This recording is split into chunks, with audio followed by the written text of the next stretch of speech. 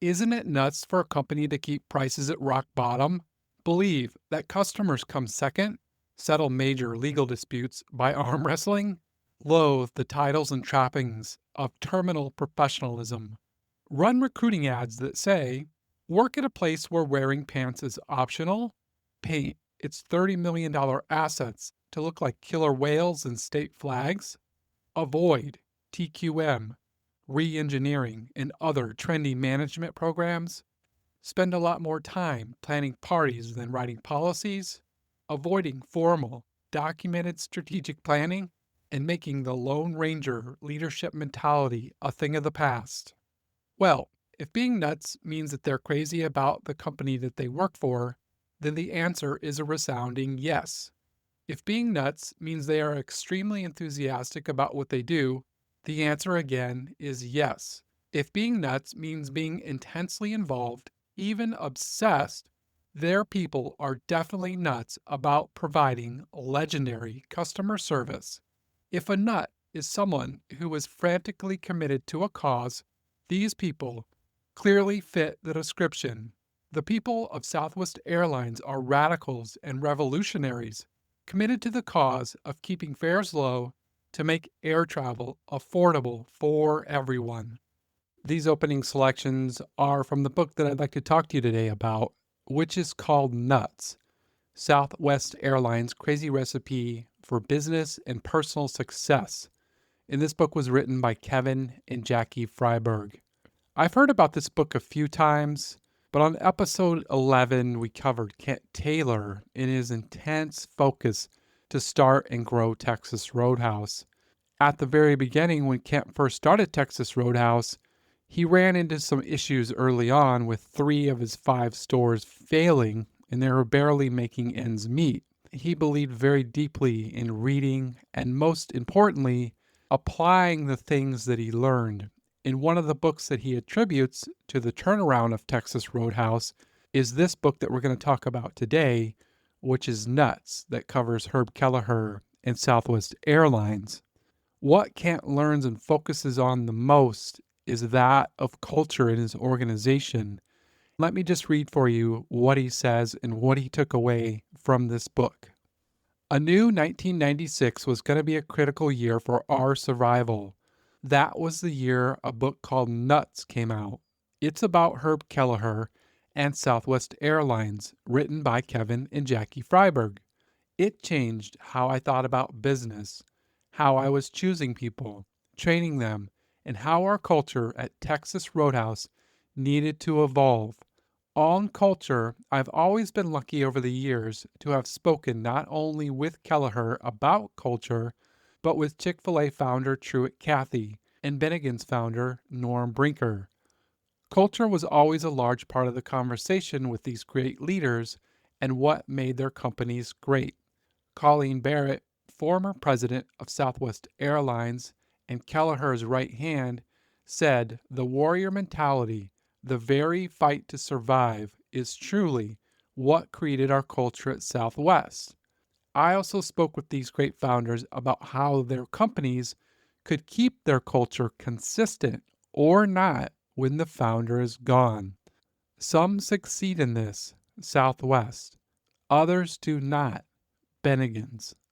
If this advice was good enough for Kent Taylor to turn a struggling Texas Roadhouse around and grow it to over 700 locations, then I really think that you and I can learn a valuable lesson right here, that more than anything, we should be focused on our corporate culture. What does your culture stand for, and why do you exist in business? Do all of your employees know your why, and are they motivated to live out your mission and your values? These are really deep questions that we wrangle with in business. And I think if we just take a step back and we look at them, these are also some of the simplest yet extremely deep actions that we take and we set forth as founders and as leaders. At Southwest, their mission is dedication to the highest quality of customer service delivered with a sense of warmth, friendliness, individual pride, and company spirit. I really believe that's simple yet very deep. And it's this culture that Southwest developed through the vision of Herb Kelleher that set them on a path from 3 planes in 1974 to more than 800 today. As we heard from Kent Taylor, that culture lives on today more than 50 years later. It really is a great success story from a servant and humble leader in that of Herb Kelleher. Before we get into the story of Herb, I just wanted to welcome you to the show today. If you're new here, my name is Larry, and this is a podcast where we look at the life of great entrepreneurs that existed in history, and we extract a few lessons that can really help us in our business to make it better or to service the customers that we interface with a little bit better. If you're returning here, I greatly appreciate you taking the time to come back and check out this new episode. The show itself is not really intended to be a comprehensive overview of the entire books that we read and talk about. If you'd like to do that, I would always highly suggest picking up a copy of the books for your library. And I'll leave a link in the show notes where you can find all of the books that you and I have talked about on the show so far. Now, I just want to be transparent here. That is an affiliate link through Amazon. And if you use that link to pick up the book, they'll pay me a small commission. I think it's something like 4 or 5%, something like that. And what I'm going to be doing is I'm going to donate 100% of all affiliate revenues to help support children's literacy, as I believe that reading is just super critical in all levels of life, especially for young children. Before we get started here, I just have to make a quick omission. When I bought this book, Nuts, I was thinking it was more of a biography about Herb Kelleher. When I hear others make recommendations on books, I normally just jump on Amazon or sometimes eBay and I just buy them right away. I have a stack of like 60 or 70 books here that I have to read for the show. And I have to say, this is a really excellent book about Southwest Airlines, and it's mostly focused on Southwest, but there is a nice amount of coverage about Herb, especially the early days, and how he injects his spirit and his beliefs into the company and really keeps that family feel together for the long term. So what I did is I went back to Amazon and I was thinking, well, there must be a biography of Herb. I mean, you can find biographies of just about anyone that's famous in business. And I just didn't see one that was specifically about Herb. So I did a little searching and I found a book that was called Herb's Heroes, and this was written by David Sanders. He was a pilot at Southwest Airlines, and he put this book together to recount the many stories that he heard while he was working at Southwest for more than 37 years. And this is just a fun book to read. It has a lot of insights and gripping stories in it.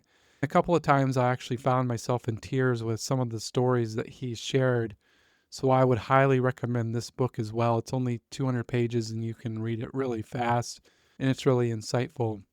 So for the episode today, what I'm going to do is I'm going to start in Herb's Heroes. It provides us with some insights on Herb's early life and what made him so deeply driven.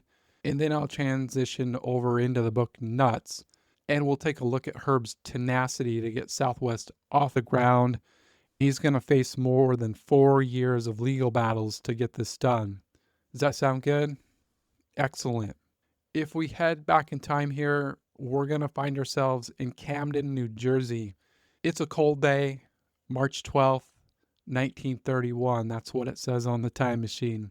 Herb is born at the end of the Depression. It's said that his father, Harry, worked really hard in the Campbell's soup factory to provide for the family, working a lot. But when he was at home, he was closely involved with the family. And Herb really saw how hard he worked, and he knew that his father was working hard to support the family.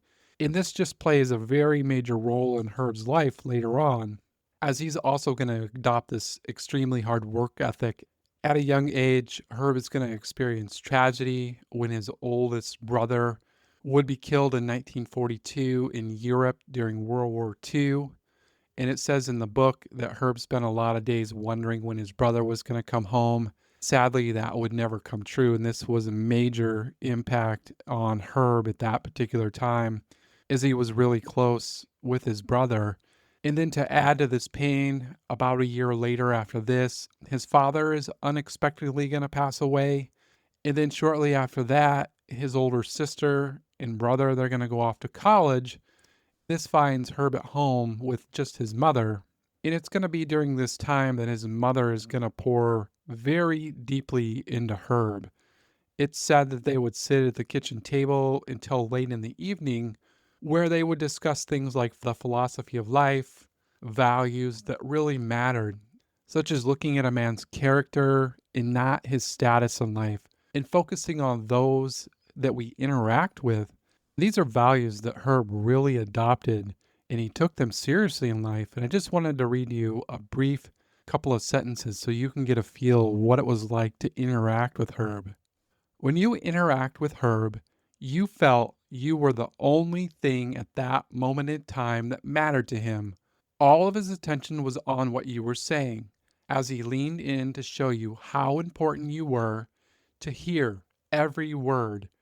Herb gave his attention to all who came into his purview. In the same light, I really imagine his mother leaning in during those late night conversations with Herb, focusing on him like he was the only person in the entire world. This feeling of connection is so powerful in Herb. He uses it to make deep relational connections over the course of his life. He never looked at rank or title, just people. All people were the same for Herb. Everyone was shown an equal respect and a high level of attention. And I believe it's these early lessons that are so extremely powerful. Right here, Southwest, I believe their culture is being shaped while Herb is still in high school. He just didn't know it yet, but these are powerful lessons that are going to play into their long term culture. Now, as Herb went to high school, it says that he was really active in basketball and football. In his senior year, he's going to be named to the New Jersey All State team for football. That was a really great accomplishment for Herb. And then past this, he's going to spend 6 years working his ass off at that same factory where his father worked, which was the Campbell Soup Factory. And it was said that he did just about every job from cleaning to cooking. He worked on the line and he even made his way into helping the company keep the books. In Herb's words, he says the following about that particular job. It was the best education I ever had. You got to meet people, see how good they are, how hardworking they are, and see some of their eccentricities. This really reminds me of what Henry Ford said as well. A man's real education begins after he has left school. True education is gained through the discipline of life. And I believe that is so, so true. So many founders that you and I have studied here on the show so far have this exact same philosophy. Jay Gould, that we studied on episode 4 as an example, he ended up being one of the richest men that ever lived in America. And he said that his real education started after his schooling stopped. Jay would go on to become a master of the stock market and also of railroads all across the United States. Now, another thing that we see here in Herb, just like that of Ford and Jay Gould, is that he was an avid reader. Herb mostly focused on history, but he really valued education and learning from others. This really propels him forward in life. And I'm going to talk about that in more detail later on in the episode. It's just a constant theme that we see over and over and over on just about everyone that we study.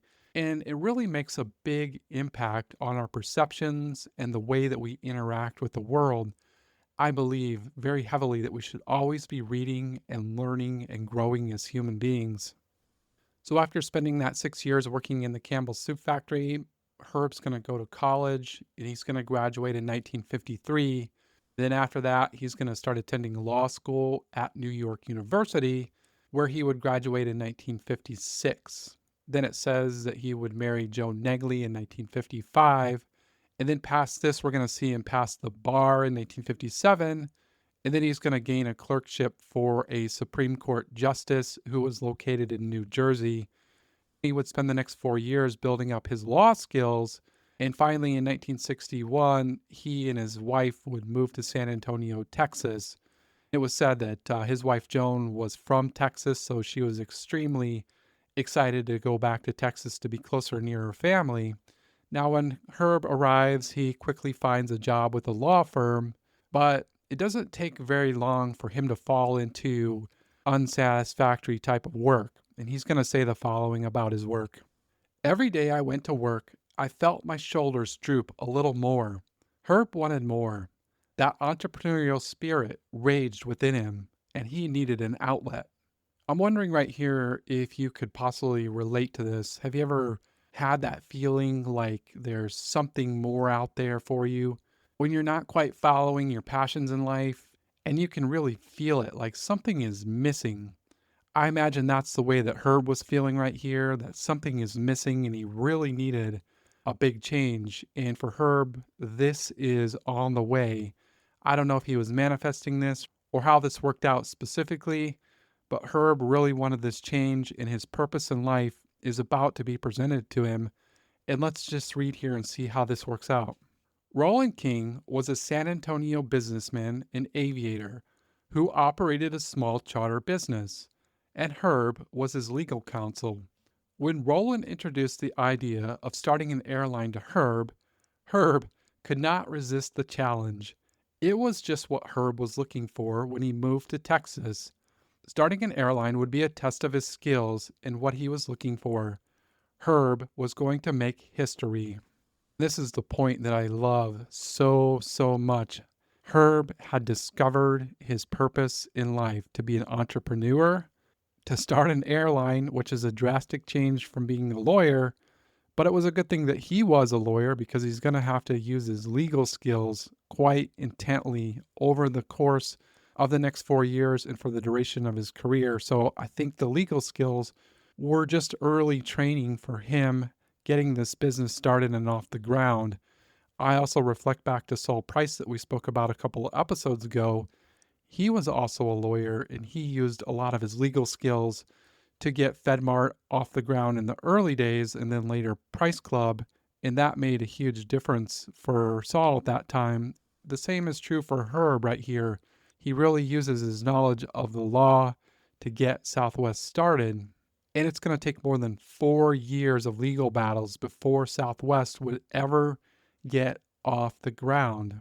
Herb, he needed all of his vices along the way as well. And it's said in the book that he was an avid consumer of wild turkey. That's mentioned a lot in both of these books. And also Philip Morris cigarettes, as described in the following way.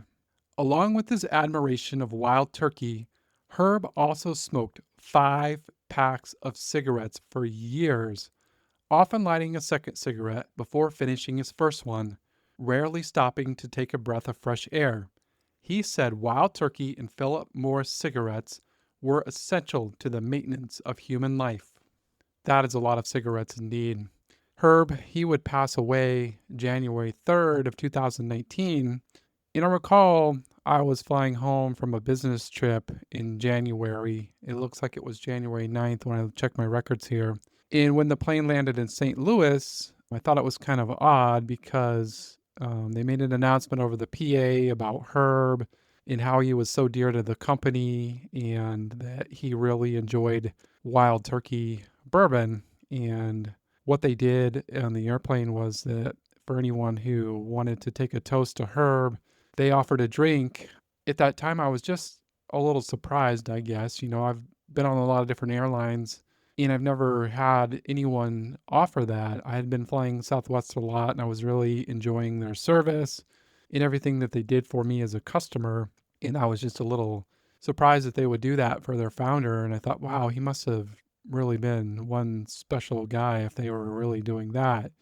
And I didn't really know a lot about Herb at that particular time. After that, I did a little searching and then actually listened to some various podcasts and things of that nature around how Herb was. And I just gained a little bit deeper respect for him. Now that I have my own podcast here, it's just been a real pleasure learning about Herb and learning more about Southwest Airlines and covering his life and how he was as a human and how he was really a genuine and thoughtful man He really just poured into his company and he wanted to offer all of his employees the best possible employment experience and he wanted to serve the customers well. So, just my hats off to Herb. I just wanted to share that brief story with you there. We'll hop back into the book here.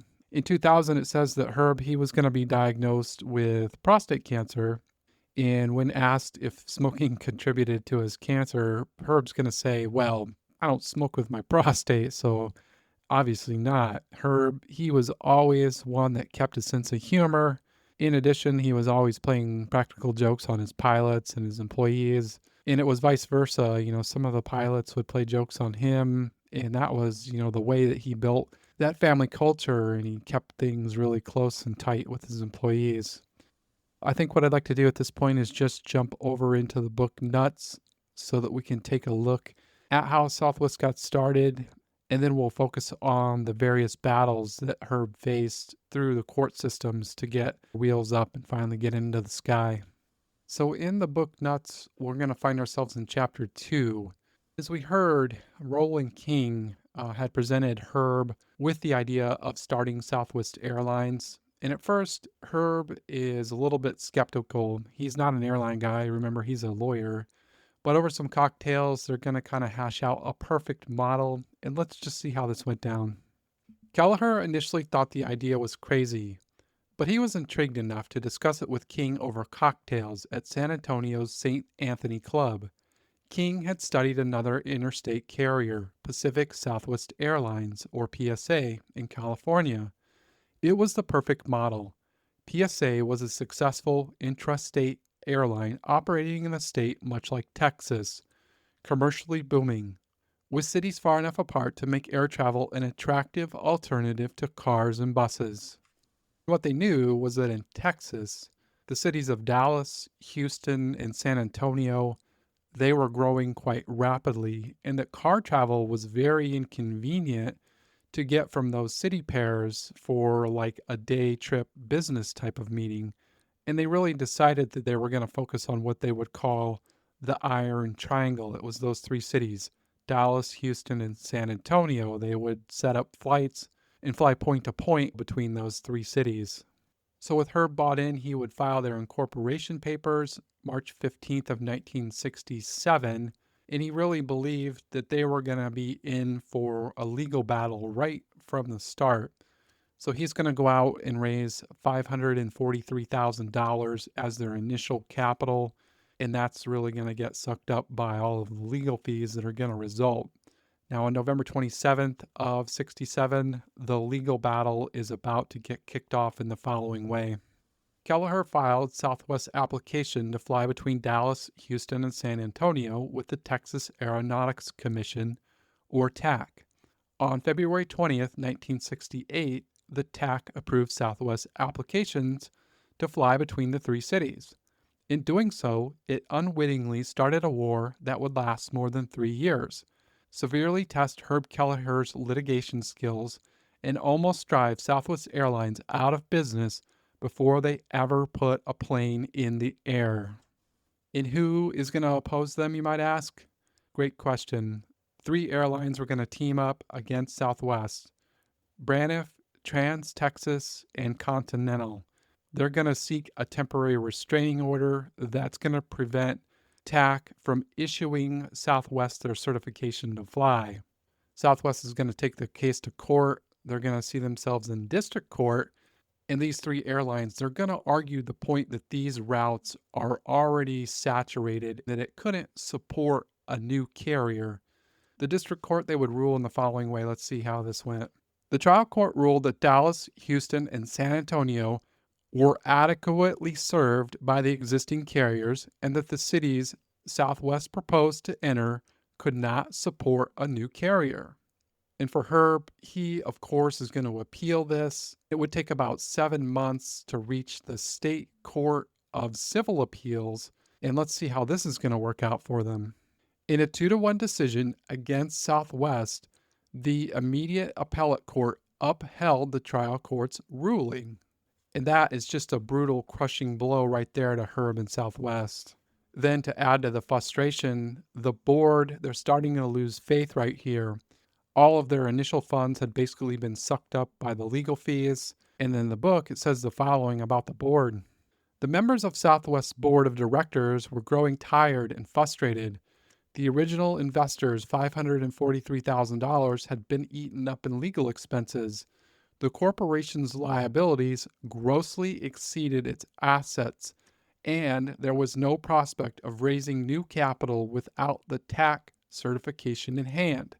Several directors felt that the economic and political strength of the major carriers was insurmountable. Now, do you think Herb is just going to go roll over right here?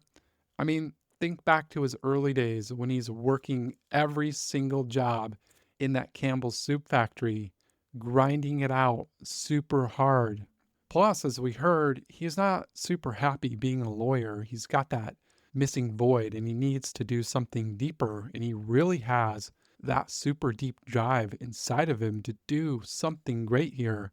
So I don't think he's just going to roll over. And what I wanted to do is hop into Herb's heroes and just read you the perfect description of what his work ethic was like so that you can get a good sense and feel for how Herb operated.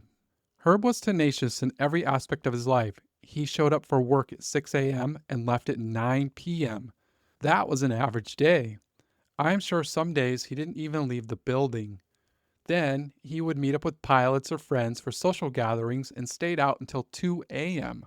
After that, he was back in the office at 6 a.m. Herb only got 4 to 5 hours of sleep for most of his working life. Southwest was his family, his baby, and he cared for it from birth. Each pilot and employee thinks of Southwest like Herb did, as family. The DNA was set in place from the very beginning and carries on 50 years later. I think we can tell what's coming next in the legal battle. Herb is not going to give up. His single actions right here are the sole reason that Southwest exists today. Imagine for a second if he would have given up. I think that would have been an absolute tragedy. Have you ever been at that point in your life where you ask yourself, what would have happened if I would have fought just a little bit harder or stuck to my guns on something? Where might you be today?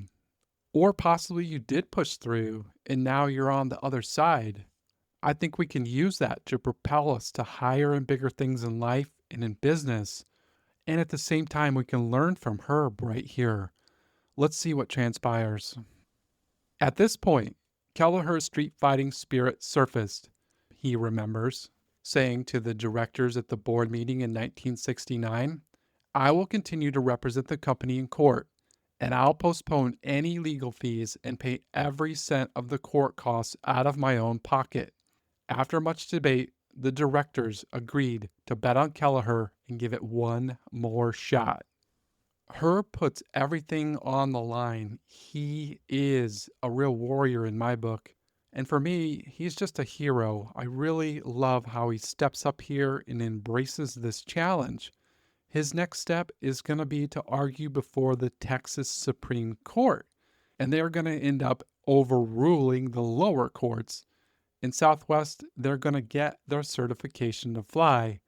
But not so fast, because Braniff and Texas International, they're going to continue to appeal to the United States Supreme Court, who's going to refuse to hear the case. And this would be another major victory for Southwest Airlines, and the wheels were sure to be up very soon, or maybe not. Let's keep going here.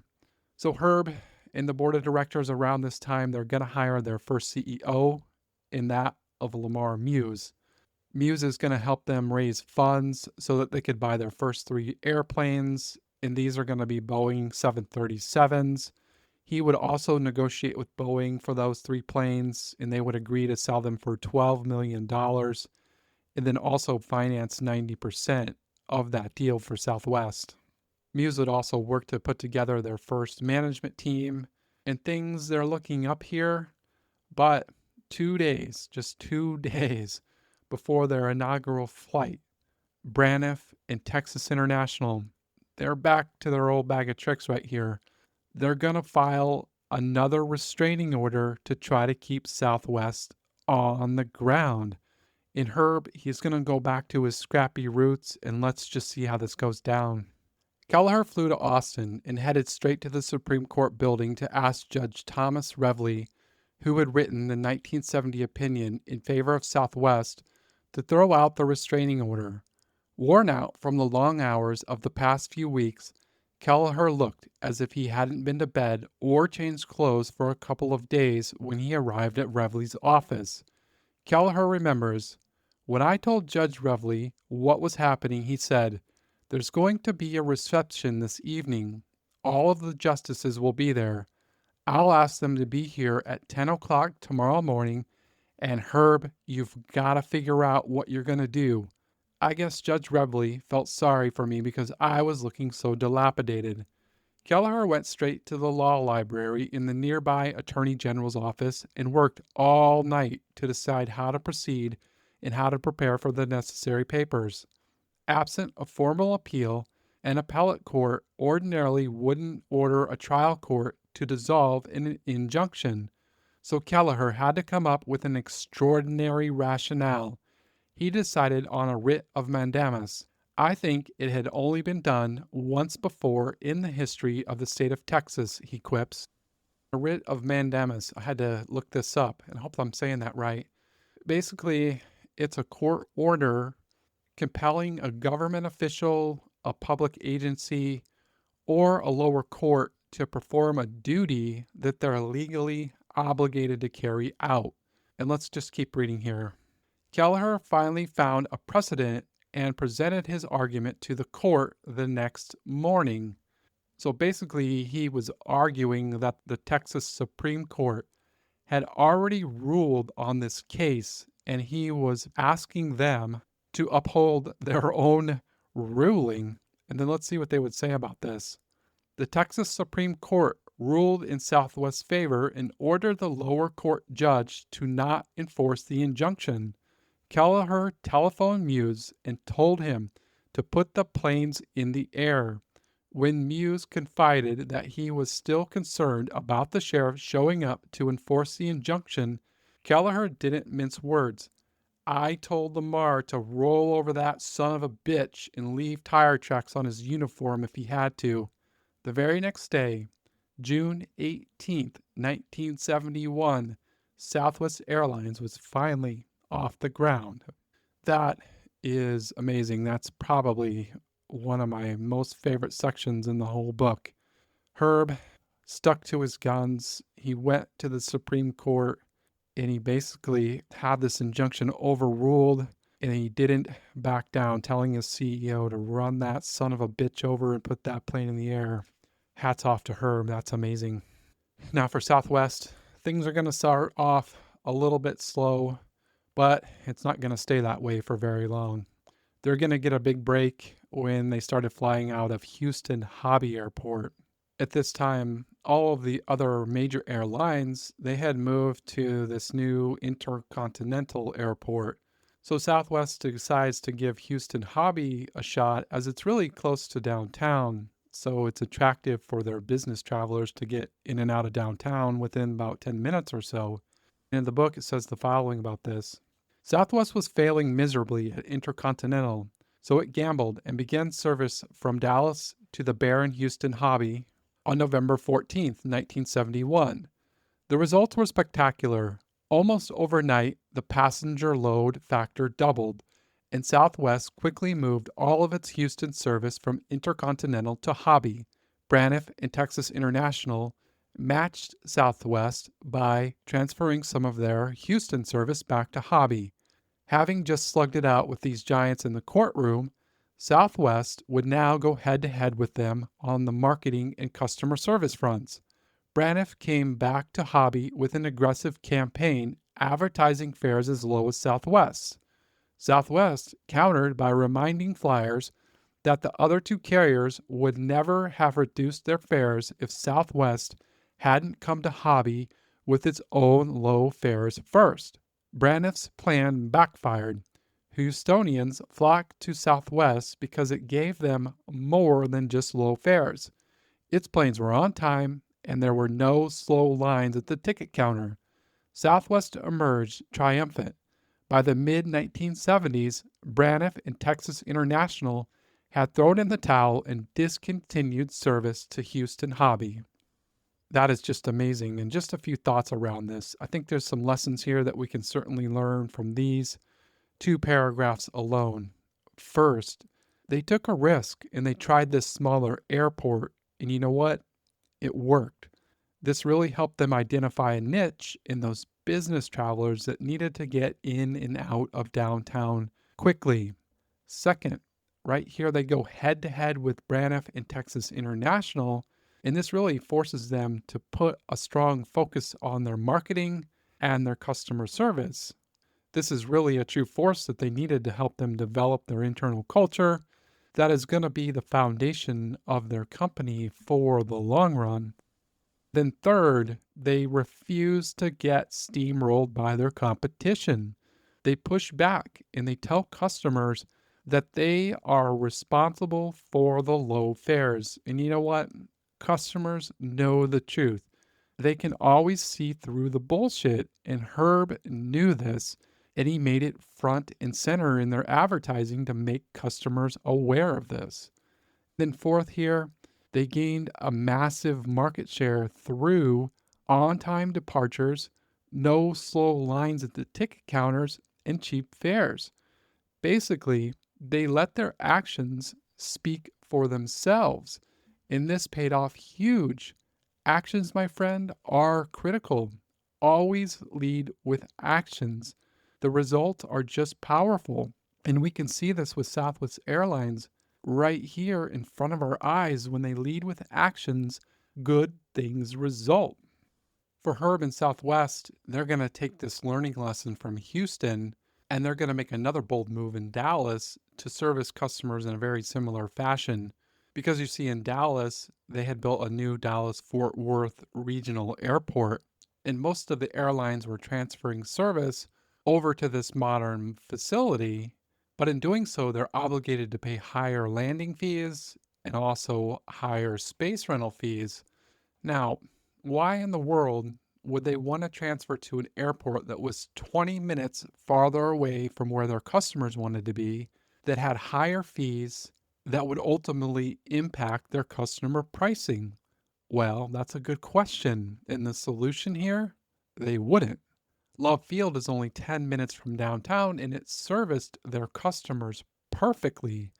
In Southwest, they're going to go against the crowd and they're going to do the proper thing for their business travelers right here. This action is going to be challenged by the city of Dallas and the city of Fort Worth, along with the airport authority, who claimed that they were obligated to move. Well, this is going to get shot down by the court system.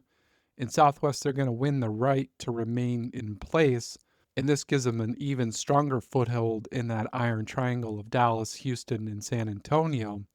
This battle really helps cement the culture at Southwest because all eyes were really on Herb, and employees understood that if they don't succeed here, the company is going to die.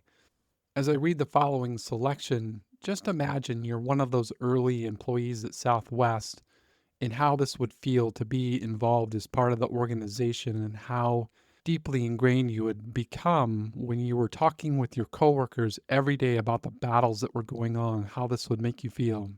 The legal battles Southwest fought in the early years also created the esprit de corps for which the airline is so well known. The indomitable spirit of courage and perseverance that Kelleher displayed in the courtroom and Muse displayed during the early operations was contagious. Waking up every morning to discouraging stories in the Dallas Morning News and the Dallas Times-Herald, Southwest employees knew that they were fighting for their survival. The battle over Love Field was a life and death situation for Southwest. Had it been forced to move to DFW, it would have gone bankrupt. Southwest employees knew it. The cities of Dallas and Fort Worth knew it, and the other airlines knew it. As they watched the legal drama unfold and read the newspaper accounts, all 200 employees were caught up in the cause. The warrior mentality, the very fight to survive, Barrett says, is what truly created our culture. In the courtroom, Herb was an absolute warrior against the opposition. If we just jump back into the book real quick here, they would put 12 to 15 lawyers on a case, and on our side, there was Herb. They almost wore him down to the ground, but the more arrogant they were, the more determined Herb got that his airline was going to go into the air and stay there. Herb Kelleher is a master at turning things into a cause. Anyone who knows Southwest Airlines well understands that its survival is the cause Kelleher has been fighting for since 1971. Everything about Southwest's struggle to get off the ground challenged his beliefs about what America stands for. It's an affront to my idealism, he says. If you're going to let these guys get away with this, it's a radically different type of country from the one that I want to believe in. The system gave them the opportunity to attack us, and the system was very slow in rectifying it. But never forget that the system did rectify it. In 1975, there's going to be a turn of events. Braniff and Texas International, they're going to be indicted by the U.S. government for conspiring to put Southwest out of business, and they're going to be accused of the following. In a 16-page bill of particulars accusing the two carriers of violating the Sherman Antitrust Act, a federal grand jury alleged that they had chased Southwest investment bankers out of its underwriting syndicate, boycotted Southwest vendors, kept Southwest from using the fuel hydrant system at Houston's Intercontinental Airport, and blackballed it from membership in the airline credit card system. Both Braniff and Texas International pleaded no contest, and they were forced to pay fines of $100,000. And that's such a small price to pay for all of the troubles they put Southwest through. But at the same time, if you stop and think about it, it was really all of those troubles and those legal battles in the early days that bound employees together to overcome these difficulties. And it really was the shaping and the molding of Southwest spirit and the love that was developed across the organization. I have to think if this never happened, that Southwest may not be what they are today. They may still be an airline. I give them that. And I think Herb would have injected a lot of his heart and soul into the company and they would have had a nice culture. But I think it would have been a slightly different feel. That's just my opinion. But I am glad to see that things were rectified. And past this, Southwest is going to move on to revolutionize the industry. And they're going to do this by a two-tier pricing model that they would basically discover through trial and error. And this pricing model would eventually be adopted across the entire industry, and it became the gold standard of pricing. And basically how it works is that during off-peak hours, they're going to slash their prices to fill up a lot of those seats on the airplanes. They would rather have passengers on the planes at lower prices and have it full than have very few people on the plane at a higher rate. And this basically allowed them to discover what they called price-sensitive leisure travelers, those people that had more flexibility with their time, and they were okay traveling later at night or super early in the morning. Then during those peak hours, the time when most business travelers needed to be in the air, they would have higher fares. And this really created a nice stronghold for them so that they could take care of those customers that were time sensitive and not really price sensitive. So this was the development of their two-tier pricing model. And this was really discovered, as described in the book, through trial and error. Along the same lines, it really reminds me a little bit of Sam Walton. I just wanted to read for you here so you can tie Herb and Sam together in our thinking right here. Just 5 months into operation, in late November 71, one of the 737s Southwest had in Houston was needed in Dallas for a routine maintenance over the weekend. Rather than have the crew just ferry the plane empty to Dallas, Muse came up with the idea of offering passengers a seat on the Friday night flight from Houston to Dallas for $10, with 112 seats on the plane at $10 a seat. Muse figured he could at least break even if only a few seats were sold. And how might that strategy work out for them? It's going to be very well. Let's see how this goes. With absolutely no advertising, Southwest was turning people away only 2 weeks into the offer. That right there was the trial and error that we talked about. And it was very similar to Sam Walton. He had discovered that by offering products at a lower price point with less profit, he could move 3 times more product. Thus, he would make more profit in the long run. In addition, just like Southwest, it really attracted a lot more customers to his store. Both Herb and Sam, they used this trial and error. I like to call it curiosity, but it's trial and error at the same time. They used it in their businesses, and it pays off really massively for them. And how might we think about using that concept in our businesses? Is there something that maybe you've been thinking about that you would like to possibly test? I know for myself, I've always enjoyed taking this approach in business, and I've seen it pay off several times. And at the same time, have also learned fairly quickly what is not going to work, which I believe is just as important to learn if something's not going to work at a small scale versus trying to implement something across a large organization before even testing it. Now, once Southwest discovers this model, they're going to roll it out amongst all of their city pairs. And it was really a major hit almost overnight. But it wouldn't take long because this is going to be met with some resistance by their old competitor, Braniff. But as we know, Herb and Southwest, they're not going to roll over for anyone and they're going to push back. And in doing so, they're going to become one of the largest liquor distributors in the state of Texas for a couple of months in 1973. This is another story that I just love. And let me just walk you through how this played out. I think this is really a classic if you ask me. So Braniff right here, they're going to slash fares between Dallas and Houston to $13. And they knew that for Southwest, this was their most popular route. And it really could have put Southwest out of business very quickly.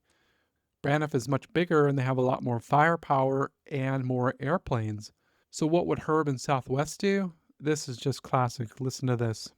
The ad explained how Braniff was trying to put Southwest out of business, then went on to say that Southwest would not only match Braniff's fare, it would also offer every passenger a choice. Travelers could choose the $13 fare or buy a regular $26 ticket and receive a complimentary fifth of Chivas Regal Scotch, Crown Royal Canadian Whiskey, or Smirnoff Vodka, or, for the non-drinkers, a leather ice bucket.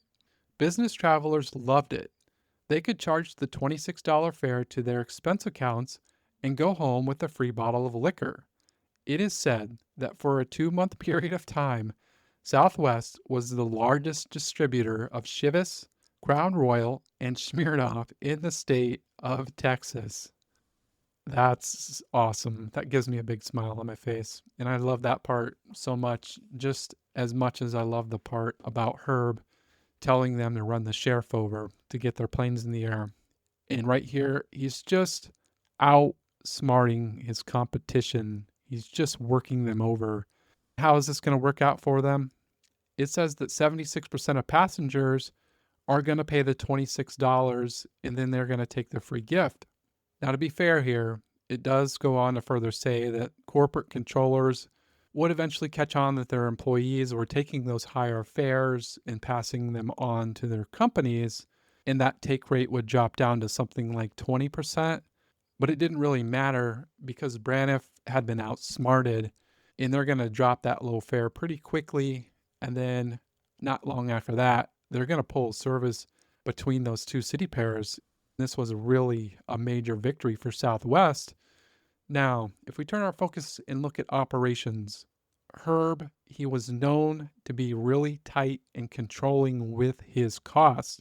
As a result of this, Southwest is going to push for what they call a 10-minute turn. This really just blows my mind.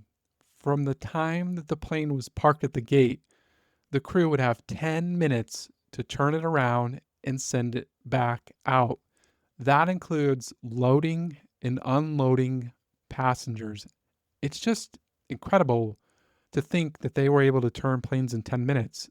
I don't know how many planes I've been on, hundreds probably, and you can never get off the plane or on the plane in 10 minutes. It's staggering that they did this. One of the reasons it's said that they developed this rapid turn time is because they were flying a 4 plane schedule with just 3 planes. That's impressive.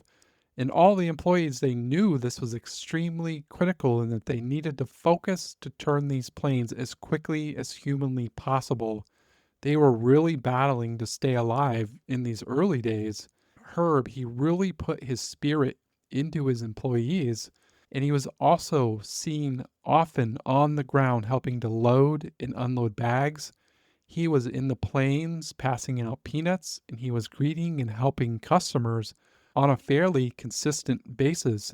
Really reminds me of what we spoke about with Sam Murray, who was always out in the fields, in the train stations, in the warehouses, working with and talking to employees and understanding everything that was going on in the business.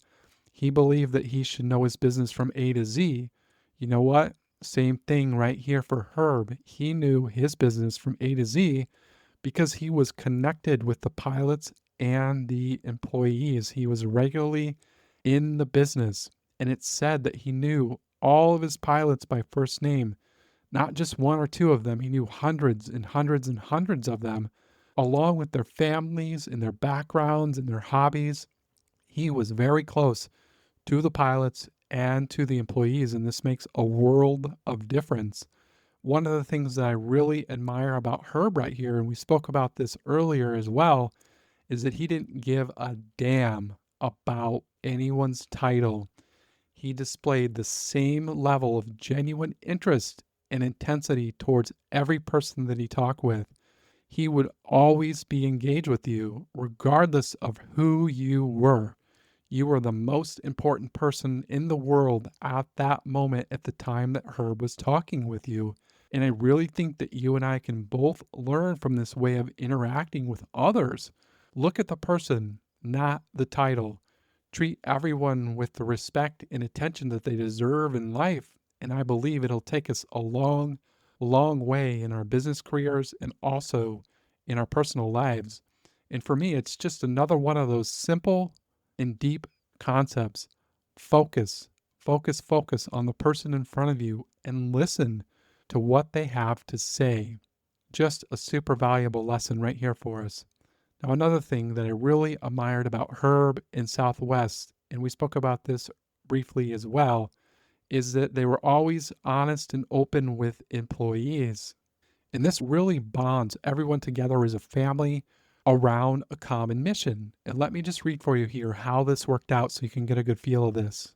We had absolute honest communication with employees, King remembers. He told them from the very outset that we were going to be in a fight for survival and that we really had to be better than everybody else, and they accepted it. Some people just appreciated having a job, while others enjoyed doing something new and innovative. Whatever the reasons, the majority simply believed that we could make it happen, and they set out to prove the naysayers that Southwest Airlines was a force to be reckoned with. And a force to be reckoned with is absolutely correct. This created the family like community that was super glued together with love. And Herb was the very heart of this family. They believed in love and they spread it deep and wide throughout the organization. And you know what? This is going to see the company achieve more than 47 years of consecutive profits. And that is simply unheard of. It really was the employees and Herb's belief that employees are capable of making decisions on behalf of the company and that they were to be treated and trusted just like family. And that made all the difference in the world. In addition, he also expected them to act as owners. This is also made real by the profit sharing plan that he put in place in 1973. Herb's going to say the following about his profit sharing. Profit sharing is an expense we'd like to keep as big as possible so our people get a greater reward, Kelleher says. The company invests 15% of its pre-tax operating income, almost $54 million in 1995, in the profit sharing plan. This action right here is going to result in employees owning more than 10% of the company. And when you're in this position as an employee, you have a different perspective. No longer are you simply just receiving a paycheck. A portion of your livelihood is now invested in the company and the performance. When you look at the customer, it's not the customer of your employer, it's your customer. And guess what? You're going to treat them with excellent service. And this is reflected as Southwest is always at the very top of rankings for customer service across all industries. Just another reason why they posted up 47 years of consecutive profits and steady, sustained growth as an airline. When they hired, they didn't just hire anyone, they put a lot of time and attention into finding people that were the perfect match for their company, those that had spirit, spunk, and enthusiasm. And Herb, he would say the following: I want flying to be a hell of a lot of fun. That right there was the guiding force to them finding those people that liked to have fun. Because most jobs overall, they're not very difficult. You could typically train someone on their job within a matter of days or weeks. This just ties into that concept that you and I have spoken about so many times on the show, that we should hire the best talent that we can absolutely find for our businesses. We need to look for those that match our culture. One thoroughbred rock star can do the work of 5 or 10 or more B or C level players, and they're absolutely worth their weight in gold. Where, on the other hand, one bad hire can be catastrophic for your company, especially if you're just starting out. If you're a 5-person company and you have one bad hire, that's 20% of your company right there. That is a major impact. And then you have to deal with that issue, and that takes away from your main focus. So the lesson here, my friend, is just focus on hiring the best people that you can absolutely find for your company. Southwest would always put a strong focus on this, and this is going to allow them to continue to grow. And I believe it was around 1975, they're going to start offering flights outside of Texas to surrounding states. When they start doing this, they're not going to try to gain a lot of market share. They're going to focus on adding just 1 or 2 new markets a year. The company was really focused on keeping their airfares low for their customers. And at the same time, as we heard earlier, Herb was really focused on controlling cost. And as we've learned in the past, if you control your cost, you can make a couple of mistakes in business, and that's not going to take you down. However, if you don't control your costs and they're out of control, it could be 1 or 2 simple mistakes that are simply the end of the road for you. And what I wanted to do is just cover some of the ways that Southwest would grow and how they would control their costs. This comes from chapter 5 in the book Nuts. And I really believe that this one chapter alone has so many valuable lessons in it. And I just wanted to pull out a couple of the critical ones so that we could talk about them and take a look at them. Now, I believe at the very heart is the reason why Southwest exists, which is the following. Southwest exists to make a profit, achieve job security for every employee, and make flying affordable for more people. That is really a simple mission right there. It's the true driving force behind everything. And then the strategy Kelleher put in place to achieve this purpose, again, it's just real simple. Provide the best service and lowest fares to travelers. And you know what? This is what they did. This ensured profits. Because as we've learned before, if you put service first, as Ford taught us on that very first episode, that profits follow service. Super simple, yet it's really hard to accomplish. And it took a lot of discipline and focus by Herb and Southwest Airlines in the following ways.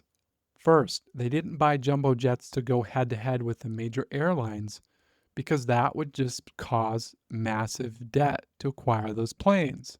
Second, they never focused on trying to obtain market share because, according to Herb, he says that when you're trying to acquire market share, that doesn't have anything to do with profits. He says that just says that you want to grow and make yourself bigger, and that was not their objective. Why in the world would they want to increase costs by 25% to gain a 5% market share? Good question here. And the answer, they didn't. The third major point here is that they flew point to point. They didn't fly passengers to a hub first and then take them to their destination. In the eyes of Southwest, that was just a major inconvenience for their customers. And this results in their planes being in the air 11 and a half hours a day versus their competitors who were only in the air 8.5 hours a day. So they were really maximizing the value of their planes. The fourth major thing here is that they avoided congested airports. As we talked about earlier, they used Love Field and Houston Hobby. Those two facilities, they were close to the downtown areas where their business customers wanted to be. They weren't as crowded. This allowed them to turn their planes much faster. It allowed them to stay on time, and it allowed them to have quick moving ticket counters and customer service. The fifth major thing is that they flew only one type of airplane, which was the 737. And you might ask, well, why is that? And I think it's a very good question. Let's just jump into the book here and we'll understand why a little bit better. Flying one type of aircraft had a strong impact on the bottom line. First of all, training requirements are simplified. Pilots, flight attendants, mechanics, and provisioners concentrate their time and energy on knowing the 737 inside and out. Thus, all Southwest pilots are qualified to fly. All flight attendants are qualified to serve in, and all maintenance people are qualified to work on, and all provisioning crews are qualified to stock every plane in the fleet. This makes it easy for Southwest to substitute aircraft, reschedule flight crews, or transfer mechanics quickly and efficiently. With only one type of aircraft, the company can reduce its parts inventory and simplify its record keeping, which also results in savings. Sticking with the 737 series also helps the company negotiate better deals when acquiring new planes. Just a simple concept to have one type of plane and ensure all of your employees know it down cold. Now, on those planes, they only averaged 60 minutes between city pairs, so they wouldn't serve any meals. They simply just handed out peanuts. And then as we're moving forward here, another thing that I really admire about Herb is he really focused on keeping things humble across the organization, because Herb knew that as you grew that you could potentially lose your focus, and he really wanted employees to remember the past and where they came from. He says in a letter to all employees that the number one threat to Southwest is us, as in the employees. And he's going to say the following: we must not let success breed complacency, cockiness, greediness, laziness, indifference, preoccupation with non-essentials, bureaucracy, hierarchy, quarrelsomeness, or obliviousness to the threats by the outside world. This really keeps employees grounded. Herb believed in communication, and more communication. He always is letting employees know the position of the company, how they're doing, where they needed to improve, where they're going, and most of all, he let them know that they were loved and they were valued as part of the Southwest family. Speaking of family, this entire time that they're growing, they're able to maintain this small family feeling. And it was really Herb that was focused on keeping this feeling of a small family. And he was really focused also on keeping bureaucracy out of his company. He wanted to stay nimble, and this allowed them to move quickly when opportunities presented themselves. And I just wanted to walk you through one example of how this worked. This happened in 1990, and keep in mind they're almost 20 years old at this point, maybe 17 years old as a company, and they had a lot of employees and support staff, and they're able to pull this next feed off very quickly. What had happened was there was an airline called Midway Airlines, and they were pulling out of Midway Airport in Chicago. In the day that this airline announced bankruptcy, Southwest, they sprang into action real quickly here. And let me just read for you so you can get a sense of how fast they moved. At 9 a.m. the next morning, the Southwest team started negotiating with city officials for the use of the bankrupt airline's gates at Chicago Midway Airport. By 2:30 that afternoon, the Southwest team had hammered out a deal with the city of Chicago. Southwest Airlines would spend $20 million to revive Midway Airport and would have immediate use of the gates previously occupied by Midway Airlines. Mayor Richard M. Daley called a press conference at 3 p.m. to announce that Southwest would be the new anchor carrier at Midway Airport. Now, meanwhile, behind the scenes, the following is taking place. Imagine the scene. Our people are installing computers, rebuilding podiums, and putting our signs right over the top of Midway Airlines signs. It was a whirlwind of activity.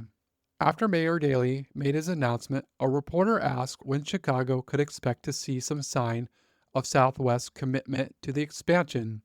Parker's reply, "Go to the airport and you'll see it right now." I think that's amazing that they were able to move so fast. Within 24 hours, they had negotiated the lease and they were already putting signs up and installing computers to take over those gates. And I think it's just a good example for you and I that as we're growing and we're scaling our businesses, that we should stay small and be nimble. It really reminds me of what we spoke about with Elon Musk on episode 7 and 8, how he was constantly engaged and working on the front lines with his employees as they were growing SpaceX and Tesla. He didn't stack layers and layers and layers of management at the same rate here. Herb, he also believed that there should be no more than 4 layers of management between him and the frontline employees. And he really did keep a flat organization. He trusted and empowered his employees to make decisions. And this was the same way as Musk. He really kept things lean and he drove employees to be successful. Now, if you reflect upon your business, have you been able to scale while keeping things relatively flat? Or have you added unnecessary layers of management? This is really why I love reading these books. It gives us a chance to really learn from these highly successful founders and how we can apply their approaches to our own businesses. There's nothing wrong with taking a look at how your organization operates and possibly making some adjustments or keeping this in mind as you're growing your organization. How are you going to avoid the bureaucratic feelings that might start to evolve? Maybe even have a proactive plan in place so you can stomp this out aggressively and at the same time encourage others to report back to you and keep the channels of communication open. Or better yet, work in the business and understand exactly what's going on and have a pulse on everything so that if this starts happening, you can kill it quickly because bureaucracy is a killer, my friend. And I believe it's really simple, yet it's just a deep, deep concept that we can learn right here from Herb, and we can use it in our organizations, whether we're growing or whether we've already gotten big and we need to cut some of that shit out. Herb really believes that excessive bureaucracy is a result from egos of those empire builders who try through title and position to emphasize their own importance. He didn't tolerate that. He believed that leanness really helps the company to stay alert, to think smart and act fast. In addition, it helps to identify those who are non-performers because in a lean organization, marginal performance is really hard to hide. The donkeys that are not pulling their weight are going to be quickly identified, and you can root them out and eliminate them quickly. Always think small, my friend. Always. I think it's a valuable, valuable lesson to always think small. Before we wrap up the episode today, I just wanted to take a look at one final thing. And in my opinion, this is one of the most critical elements that makes Herb Kelleher so special as a founder, a leader, a mentor, and a friend. And that is around learning and literacy. Herb was a lifelong learner. He was always reading. And this is my 14th episode now. And out of everyone that you and I have studied on the show, I would say 13 of them are on record as avid readers. The only exception to this, I think, is Milton Hershey, who I believe just had a slight reading issue.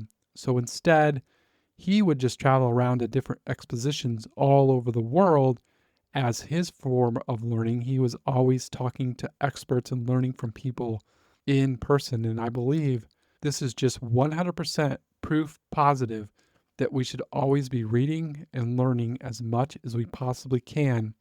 It's just a reinforcement for all of us right here. And for Herb, I just wanted to read for you so you can get a feel of how serious he took this. Kelleher is a student of life and a voracious reader who digs deeply into issues to understand them thoroughly. It is not unlike him to go on a book buying binge and spend $400 or $500 at his favorite bookstore.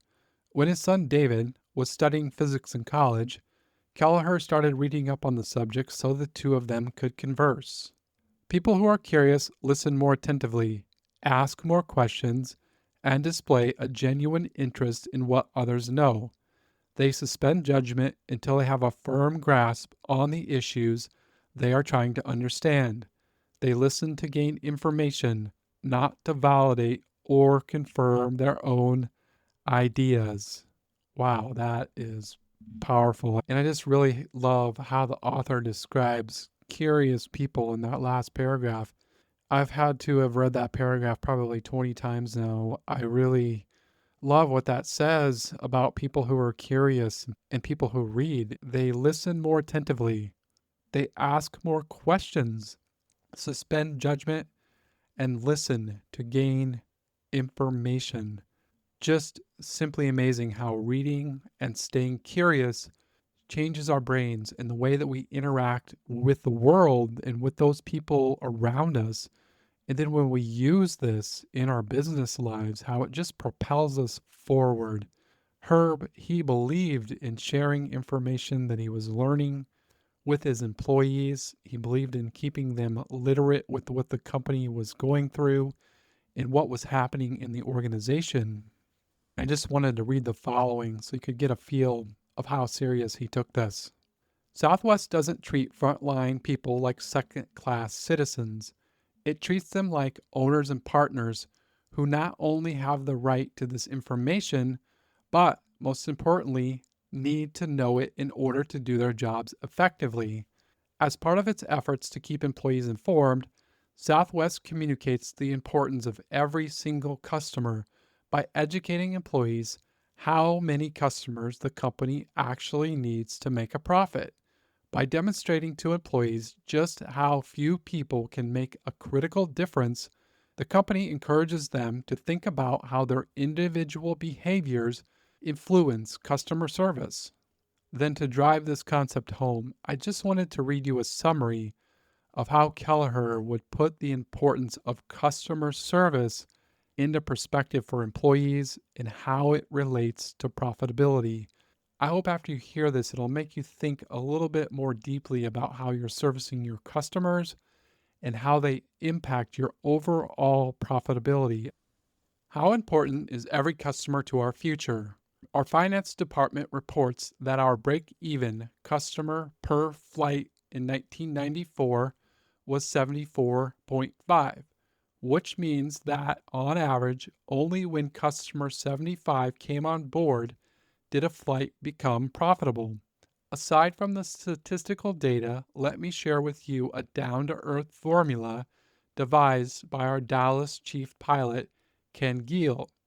It utilizes our annual profit and our total flights flown to clearly illustrate how vital each customer is to our profitability and our very existence. If you divide our 1994 annual profit by our total flights flown, you get the following. So they had $179 million in profits. They flew approximately 624,000 flights. So that gives them a profit of $287 per flight. So every time they fly, they make $287. Then you divide that by the system wide average of a one way ticket, which is $58. So you have $287 they make on a flight, and the average ticket is $58. That boils down to 5 one way fares. The bottom line, only 5 customers per flight accounted for our total 1994 profit.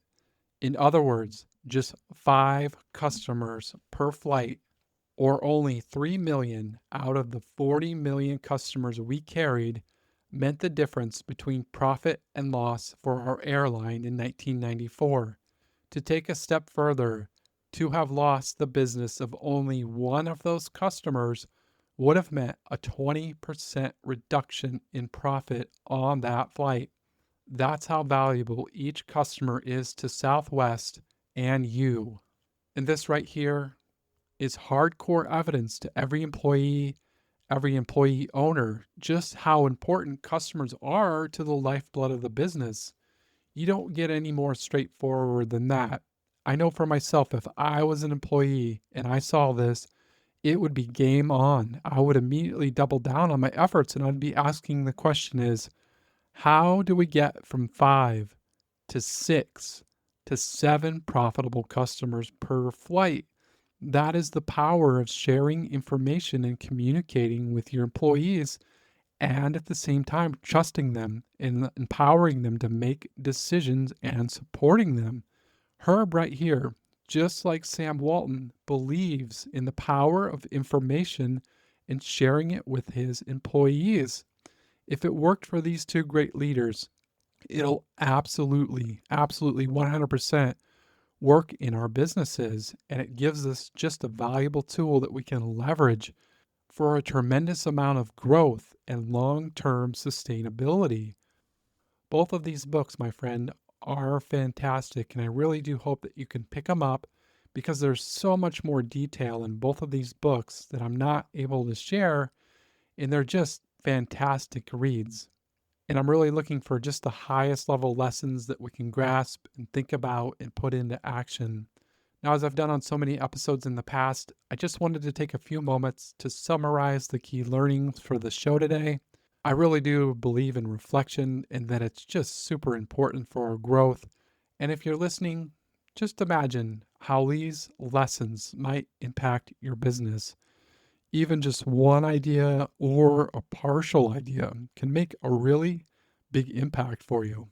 The first lesson at the top of the episode was on corporate culture. We saw that when Kent Taylor was struggling in the early days of Texas Roadhouse, he turned to this book that we talked about today, Nuts, and it gave him really wise wisdom to turn his corporate culture around based upon how Southwest had developed and maintained their culture, and they put it front and center. I ask, how is your culture? Are your employees empowered to act and think like owners and make decisions? Is the vibe positive and upbeat?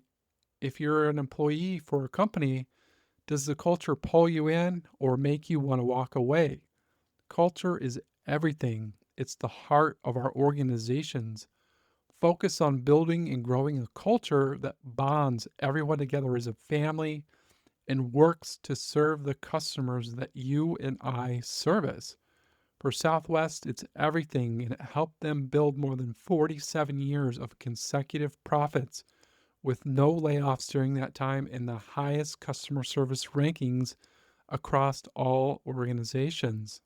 The second lesson today was around keeping focus. When things seem to be the absolute hardest, when you don't see an end, is when things normally start to turn around. We just have to stick in there and persevere. And the same was true for Herb and Southwest in those early days with their competitors in the courts, just holding them down and keeping them on the ground. We saw that their board of directors even wanted to pull the plug, but Herb digs in deep. He waives his legal fees and he takes the fight to the Texas Supreme Court and eventually wins the approval to fly their first routes. If he would have given up, Southwest would not exist today. The lesson here, my friend, is stay in the battle, maintain your deeply driven focus and perseverance for those things that you are passionate about. The third lesson that we talked about today was trial and error. Southwest, they had discovered that by flying out of airports that were close to those major downtown areas, such as Houston Hobby and Dallas Love Field, that is what their customers wanted. And you know what? They did more of it. In addition, that allowed them to keep their flights super cheap during those off peak hours, and it allowed them to fill up planes quickly. And this resulted in a two-tier pricing structure that really serviced their business and their leisure travelers and their needs.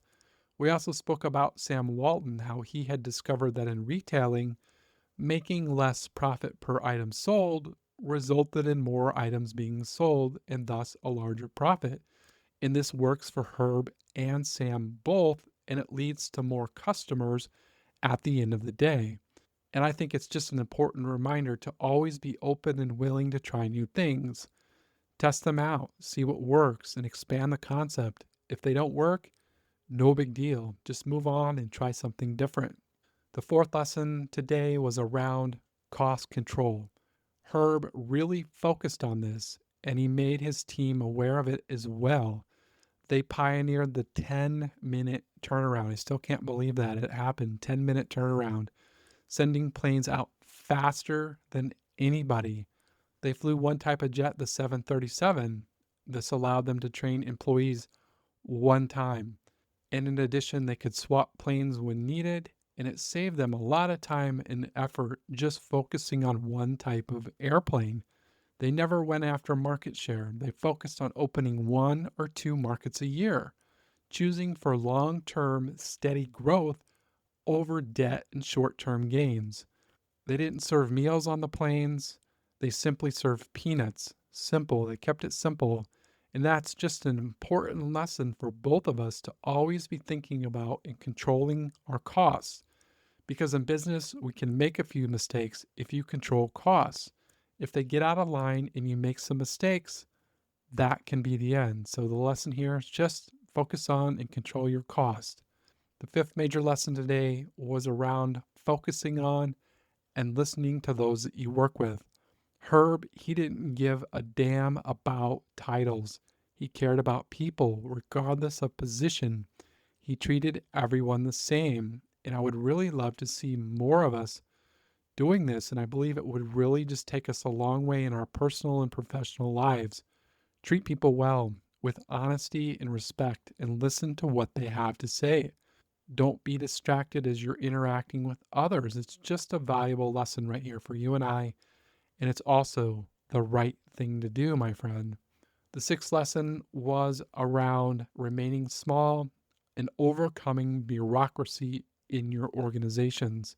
Herb, he really believed in keeping a flat and lean company, putting the power of decision making on employees, along with trusting and supporting their judgment to do what was best.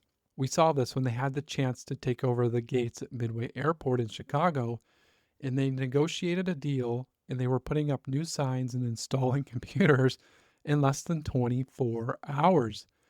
They didn't get held back by layers and layers of unnecessary management. And in fact, Herb, he believed in only 4 layers between him and the front lines. And I think this ties directly into the culture at the same time.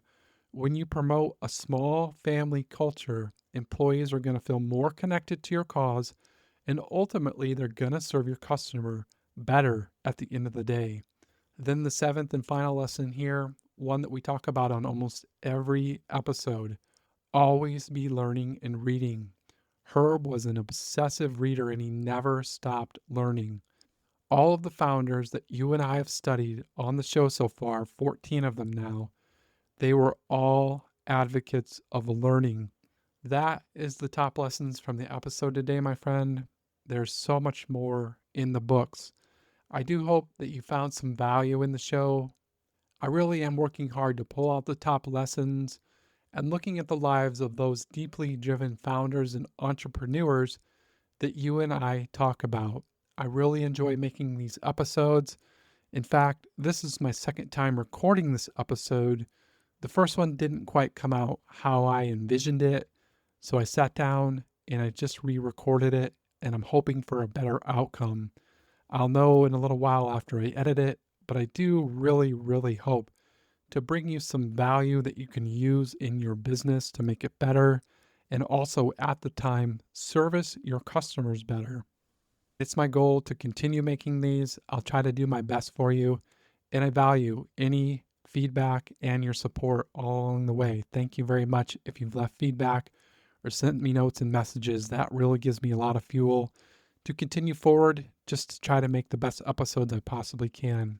And then if you do pick up the books using the links in the show notes, you will be helping to support children's literacy, as I'm donating 100% of all affiliate profits to support that cause. I just believe in reading, especially for young children. They should be reading as much as they possibly can. On the way out here, I just wanted to read one final selection from the book Herb's Heroes. I found this quite inspirational and thought you might enjoy it. In the average business model, leaders use their employees to increase the bottom line.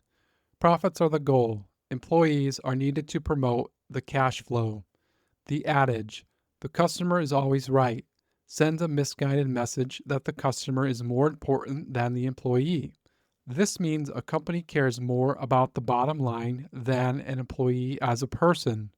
Herb did not call it managing people, but leading people.